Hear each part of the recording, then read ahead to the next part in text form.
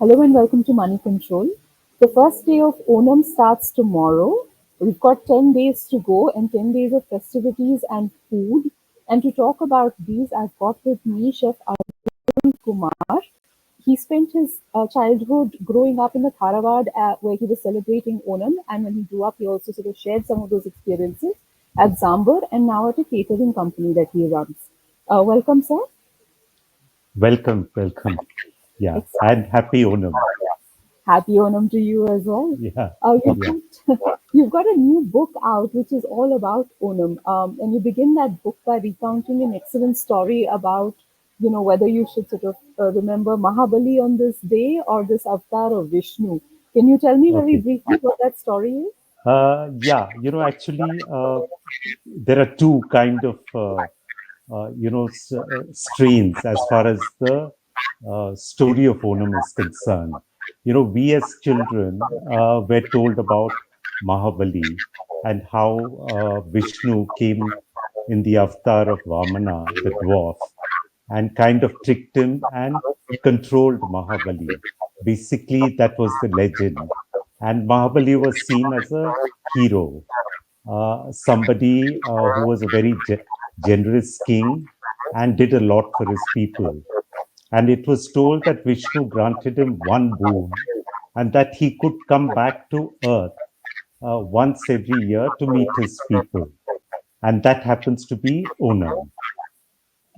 But when I go back to my Tarawad, that is my parents' house in Kerala, and go back a little further to my great grandmother before them, Onam was really a kind of harvest festival, definitely.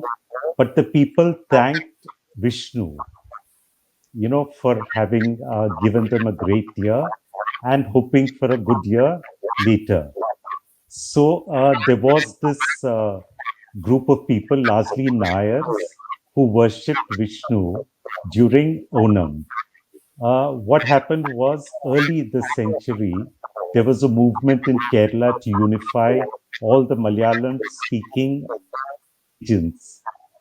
And so during that time, the communist government during the 1960s decided to declare Onam a kind of state festival because by now they had started injecting this story of Mahabali as this good demon king who did a lot of good to the people and would come back every Onam to visit them to see that they're all happy and they've had a good harvest. So it was a deliberate move on part of the government to make it a more secular festival. Excellent. And I mean, you can't not talk about food when you're talking about Onam. What does your Sadhya That's right. comprise?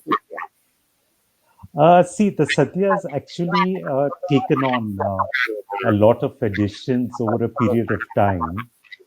In the early days, if you had about 4 or 5 dishes with a couple of accompaniments, it kind of made up the Sadhya. But as time went on, it became a kind of not really showing off, but after the harvest, they wanted each household wanted to show the kind of abundance they had. So they kept adding dishes to the sadhya and made it a great feast. Uh, my own sadhya, I think, since when I started cooking it, has always comprised of, say, 20 to 24 dishes on the leaf. I don't think the leaf can take too many more, so it sticks to that. Yeah. How many different payasams are there? Normally, we would say two, one white, one brown. If you're being very generous, we add a couple more. And your personal Sadhya, or how many does that comprise? I normally would do two, the white and the brown, and would have one additional one, which could either be jaggery based or could be sugar based. So three definitely. So Yeah. when you're preparing your sadhya, you've also talked in the book a little bit about traditional versus Uh, modern s- ways of cooking it, including the stone mm, grinder. Do you have a preference mm. there? See, if obviously given the choice, I've seen women at my Taravar using the Ammi Kal, and there is a certain pattern in which they do it, and there is a science to it because as you keep grinding it, a little of what you're grinding keeps coming out, cools down, and it's pushed back inside. So, keeping what you're grinding at a particular temperature is achieved better when it is stone to stone. So, when modern day mixies came in, which was largely metal, uh, it would, if you ran it for too long, it could, kind of spoil the coconut. But today, I think with technology, you get automatic stone to stone grinders. So I think if you want to cook a very large amount, if you're feeding 100, 200 people at Sadhya's, which is what happens during caterings and at the restaurant, I guess the automatic stone grinders are preferable. Excellent. Do you have a personal favorite for Sadhya? Personal favorite? A favorite dish? Actually, the dish which challenged me the most happens to be my favorite, and that is the Kaalan. The Kaalan is a yam and raw banana uh, curry which uses curd and a coconut chutney. Now, the problem was when I started cooking the sadhya and started cooking Kaalan, my mother and my aunts would never give it approval, because they would either say the yam was not cooked enough, or it was cooked too much, or the coconut and curd mixture was not smooth enough. You still could feel a little grain. So it took me many years to be able to kind of perfect that. And the day my mother said, "Yeah, today your Kalin is good," is the day. That's why it remains my biggest challenge and a favorite. Excellent. Can you describe a little bit about what kind of preparation goes into making it? Yeah, I think the biggest part of a sadhya in the preparations is cutting the vegetables. Because for the avial, you need it in finger sized pieces. For the kalan, you need it as cubes. When it comes to the olen, you need the pumpkin in slices. So the pre prep of a sadhya is really the difficult part because you need to get them all right. Otherwise, when you cook it, there'll be a variation in taste. And then the grinding of the coconut, because each curry demands a certain texture. The avial requires a slightly rough texture.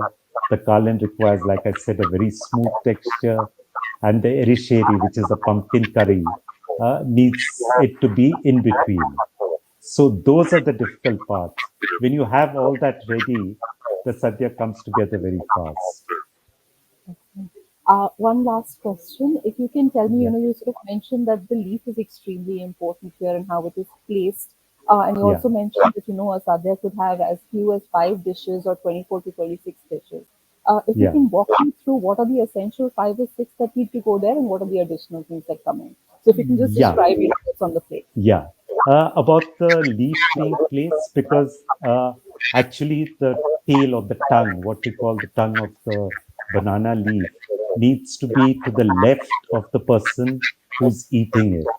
The reason for this is you start with small quantities of chips and a little bit of salt on the left, and you slowly, kind of graduate along the leaf to more and more food that comes in. So by the time you're on the right end of the leaf, you have, if you look vertically, there are about, 5 or 6 things in a line. Now, certain things which are important in the old days, Kalan, Olan, a Pulisheri, and a Erisheri were like a must. Actually, the sambar and the avial were later introductions, which came because of influences from Tamil Nadu and Karnataka. They kind of entered the Kerala kitchens. And now, it's like the sambar in the beginning. is very important because you start the meal with a little lentil and ghee and then the sambar.